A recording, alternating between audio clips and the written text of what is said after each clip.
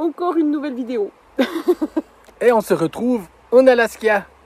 Cela veut dire que nous sommes à nouveau rentrés aux États-Unis. Et si vous avez vu nos dernières vidéos, vous avez vu que c'est pas moins de 2 fois que nous sommes rentrés dans ce pays.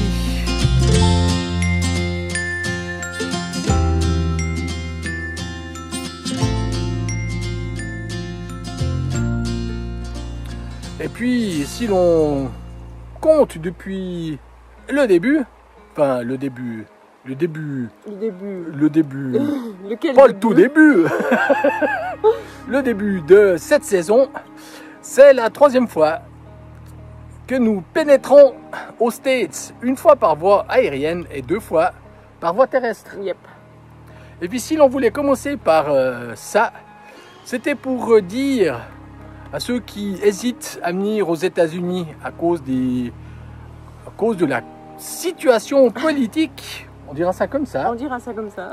Eh ben, vous faites erreur. Cela est donc tout à fait possible. Certes, nous avons un visa B2, ce qui... Faciliterait. Voilà, on utilisera le conditionnel comme Carole va le dire, parce qu'on ne sait pas si cela aurait été pareil avec un ESTA. Mais venez, profitez de ces magnifiques contrées et faites fi de la situation politique. On s'en fout quand on voyage. Le but, c'est de visiter et de voir les belles choses.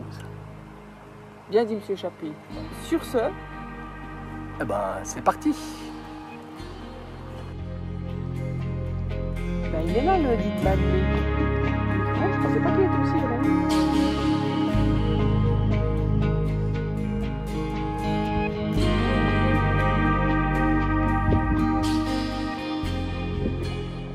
Nous voici posés au camping du Deadman Lake, un camping gratuit. Et c'est pas mal, hein? Bon, bien sûr, il n'y a aucun service, il faut donc être autonome. C'est ça. Et puis le lac, il est juste là, derrière Carole. On peut pas pêcher. Déjà, hein, nous n'avons pas de permis. Non, c'est vrai.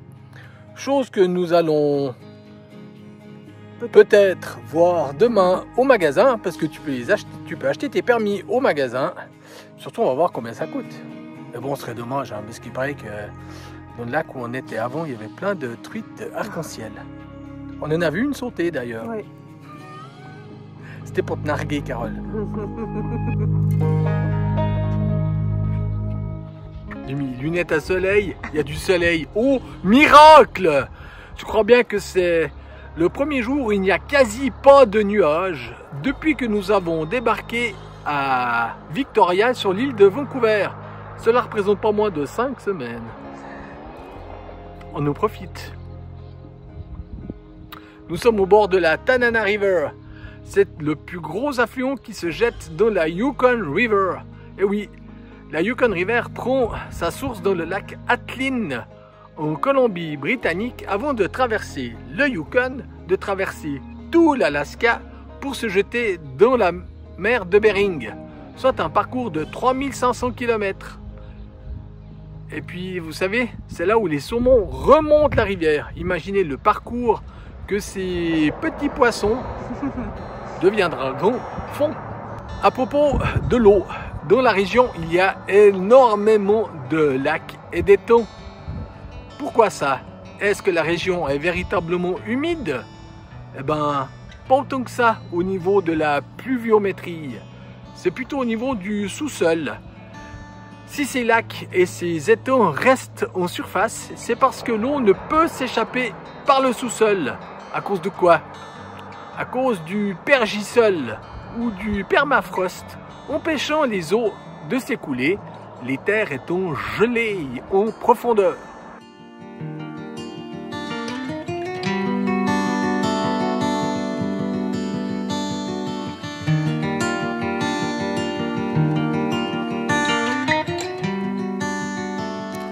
Voilà, il est temps de quitter ce magnifique emplacement sur la Tuk Cutoff, soit la route qui va de Tuk à Glen Allen. Nous avons passé une merveilleuse nuit toute tranquille avec un camion dans lequel se trouvent des Allemands. Maintenant, direction Glen Allen. Et on verra bien. Je ne sais pas si vous avez pu voir, mais Hervé est tout propre. Hier, dimanche, et oui, apparemment, c'est tous les dimanches que nous faisons les services. Mais nous avons également profité de la station-service où nous avons pu faire le plein d'essence, de gaz, enfin d'essence, de propane et les vidanges, de pouvoir nettoyer Hervé et tout ça gratuitement.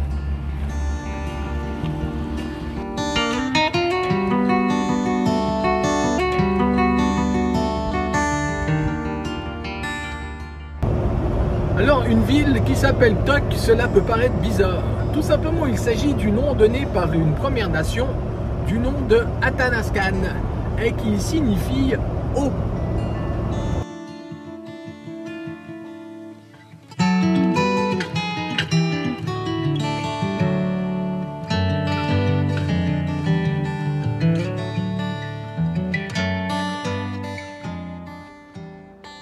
Mais qu'est-ce que c'est beau!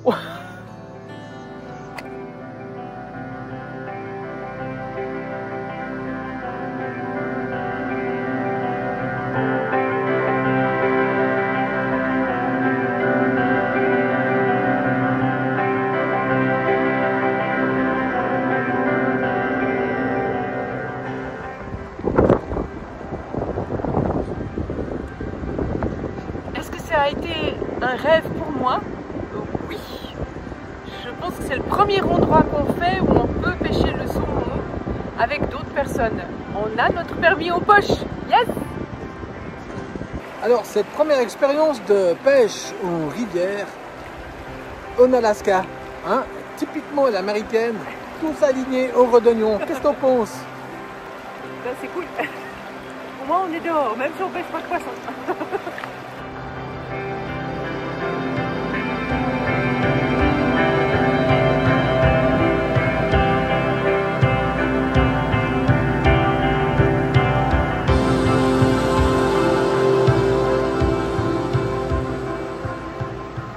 C'est la vidéo pour quand?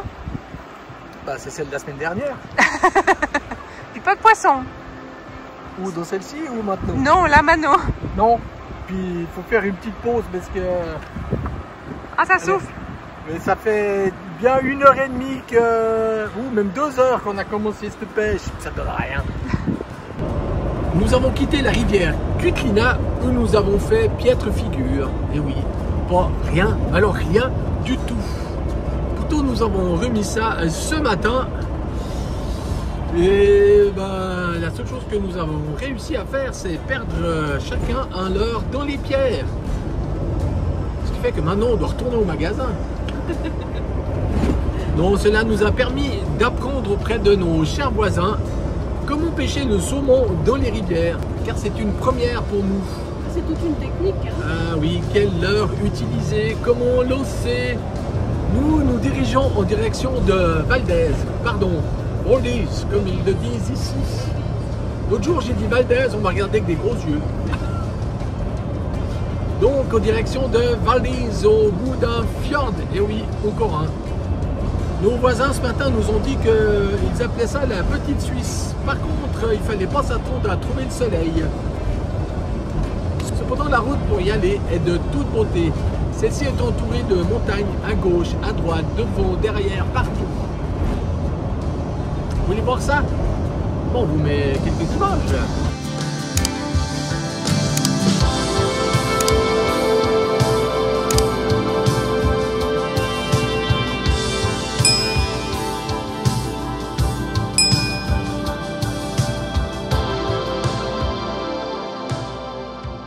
Le glacier Worthington qui se trouve au haut du col en direction de Valdez. Nous avions prévu de faire un petit trail d'environ 3-4 km. Eh ben non, c'est fermé. Entre la pêche et les randonnées, ben, ça ne réussit pas trop ces jours. Hein.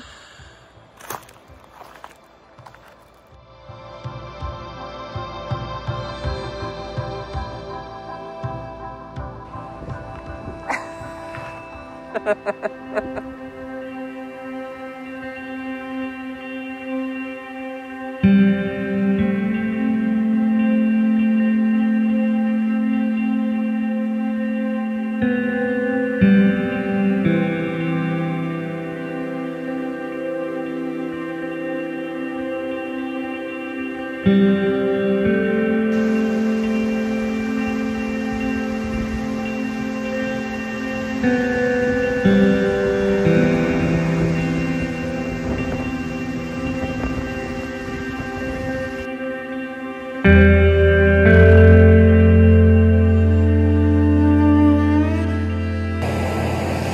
on s'est crevé la nette tout l'après-midi hier et ce matin à essayer de pêcher du poisson.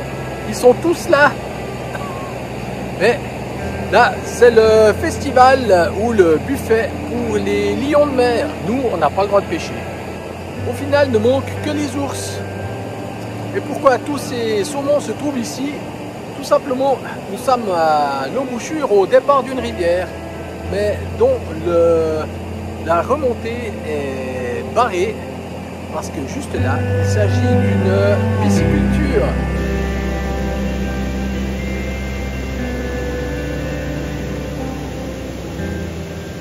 Nous sommes arrivés au bout de la route à Valdez et vous avez vu ce décorum, des montagnes pleines de neige et nous sommes au niveau de la mer. C'est juste magnifique.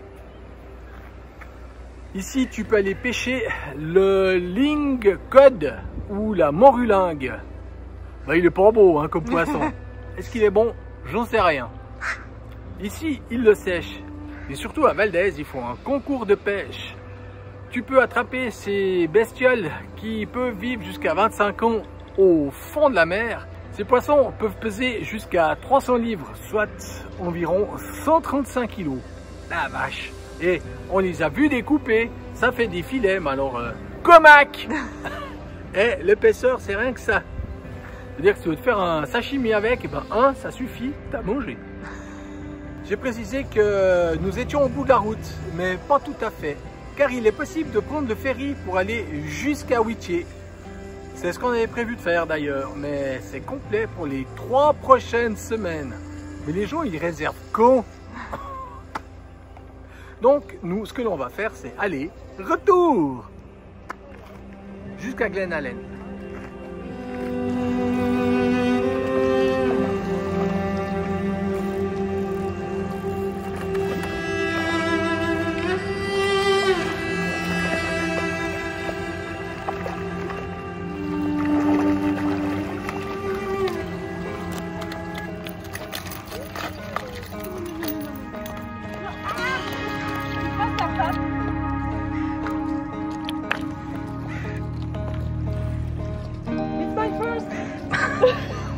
Yes.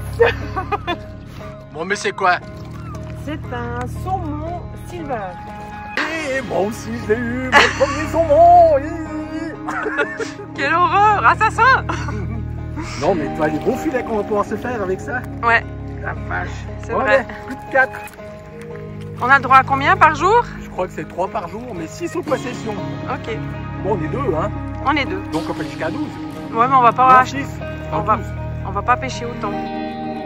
Nous sommes toujours à Valdez dans ce cadre magnifique. Alors que nous pensions reprendre la route aujourd'hui, Carole a vu des poissons sauter. Et bon, on s'est dit, allez, on y va, on va tenter notre chance. Et ben, jusqu'à présent, c'est pas mal. Allez, un chacun. On va continuer. Et puis, on verra bien.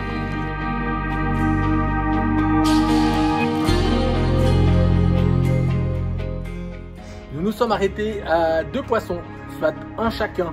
Maintenant, le défi, c'est de lever les filets. Surtout qu'on n'a pas fait ça souvent.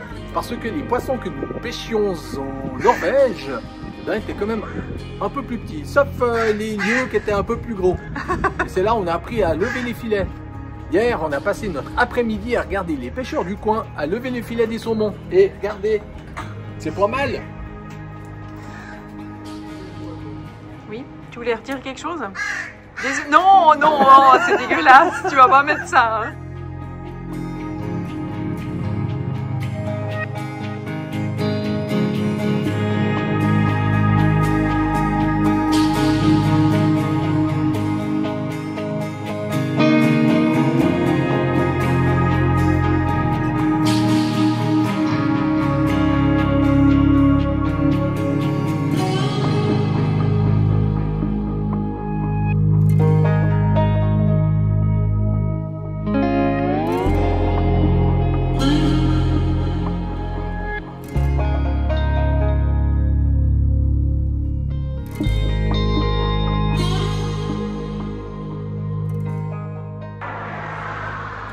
La particularité sur cette route, c'est qu'il y a des parkings pour les hélicoptères.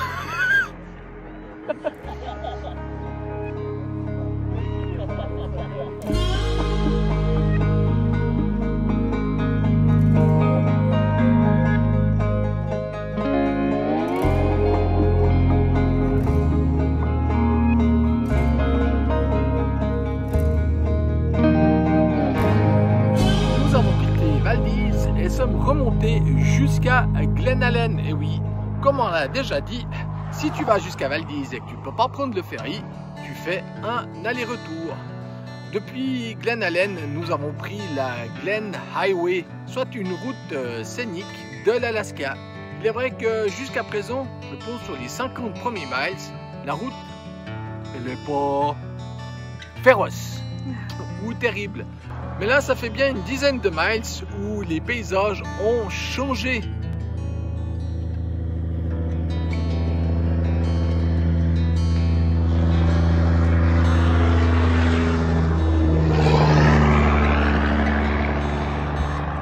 Et oui, c'est une highway, donc il y a pas mal de circulation quand même. Mais bon, c'est pas non plus les Champs-Élysées. Les paysages ont donc changé avec ces multitude de lacs et étangs. On cherche l'élan. Bah avec les jumelles on ne voit pas, il suffit juste de regarder quand ils traversent la route quoi.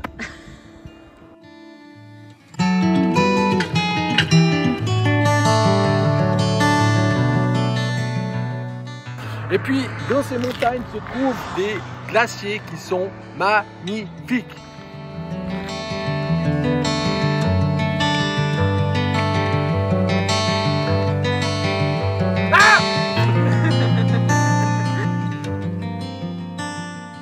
Carole a pu admirer, même si elle conduit, le Matanushka glacier. Et oui, c'était de son côté. Une lande de glace qui descend le long de la montagne. C'était magnifique. Tu peux aller le visiter ou marcher dessus. Seulement, chose très particulière, c'est privé. Et il te faut payer 150 $ pour un tour de 2 à 3 heures. Tu veux y aller ?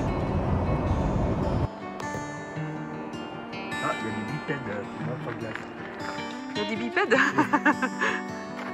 Le glacier Matanushka, c'est là où il faut payer 150 $ pour aller marcher dessus. Mais il est magnifique. Il va jusqu'à l'orée de la forêt. C'est dingue. Et nous, on a dormi où? Juste là en bas. Bon, on vient de voir un panneau, il me semble que hier j'avais dîné, c'était marqué route privée. Alors la route privée, est-ce que c'est de la route qui descend ou c'est le bridge qui est effectivement privé? De toute façon, on n'aurait pu pas passer dessus. On n'aurait pas pu passer dessus parce qu'on aurait fait pouf dans l'eau. Puis il y avait un sacré courant. Hein. Et hier soir, on a profité de manger nos filets de saumon au barbecue.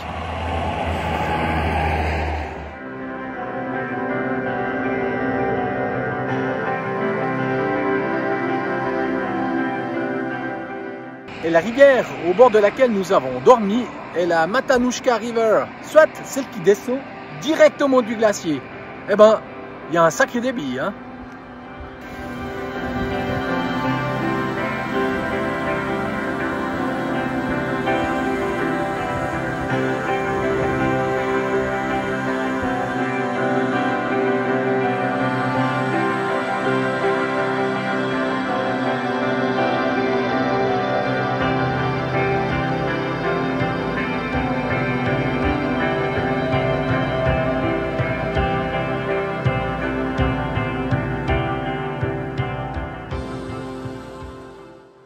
Nous sommes à Eklutna, un village historique orthodoxe.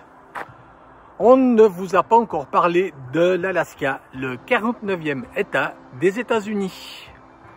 C'est le seul, avec Hawaï, qui sont séparés des États-Unis.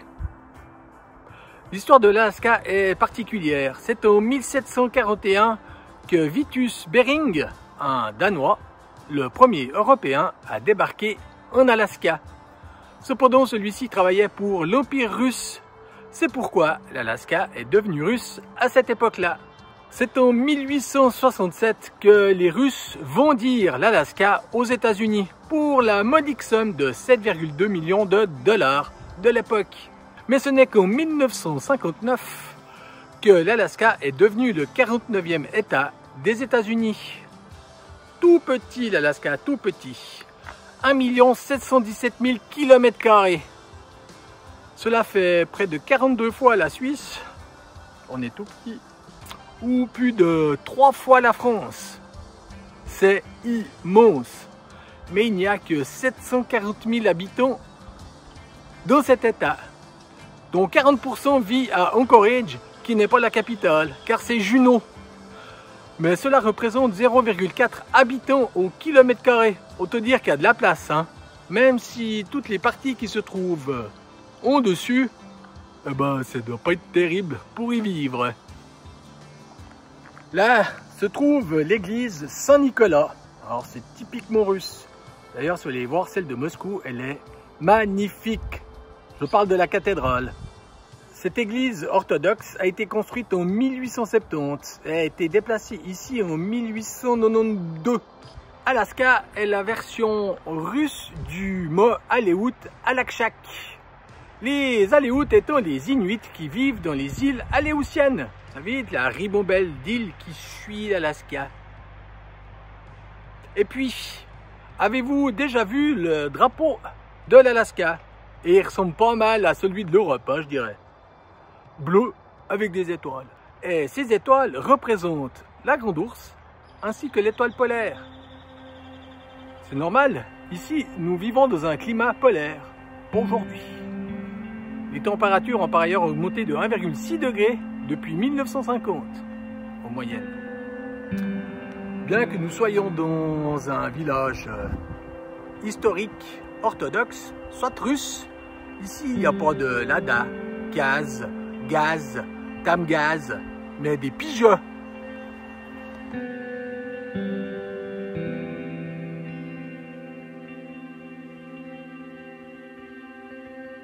Si vous voulez avoir une petite idée de la taille d'un grizzly, enfin d'un grand grizzly,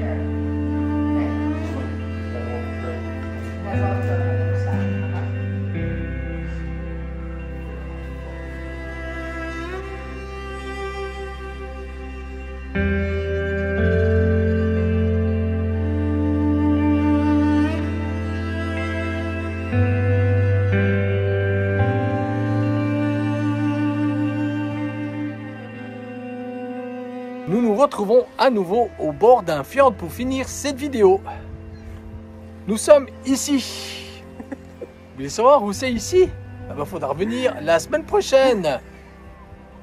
Car demain, on a prévu une activité sous le soleil. Particulière. Sous le soleil, oui, on l'a commandé. On a écrit d'ailleurs, nous aimerions bien que demain, lundi, il fasse beau. Ouais. Donc n'oubliez pas un petit commentaire, un pouce, partagez. C'est comme ça que vous allez pouvoir faire découvrir notre chaîne à vos amis et connaissances et aux amoureux des voyages. Vous pouvez aussi nous retrouver sur Facebook et Instagram. T'es trop sérieuse. Oui. Donc, si vous voulez nous suivre encore, abonnez-vous, likez, partagez, commentez, tout ça quoi. Tout ça. Et aussi sur Instagram et Facebook. Oui. Et je me répète. Oui. Nous, c'est Rage qui fait ça. Nous, on se retrouve la semaine prochaine. Allez, à bientôt. Ciao, ciao, ciao. C'est moi qui fais ça, tu vas voir. Tu vas bientôt me rattraper Ouais, quand même. Tu sais. Non, tu me rattraperais. Ça va bientôt.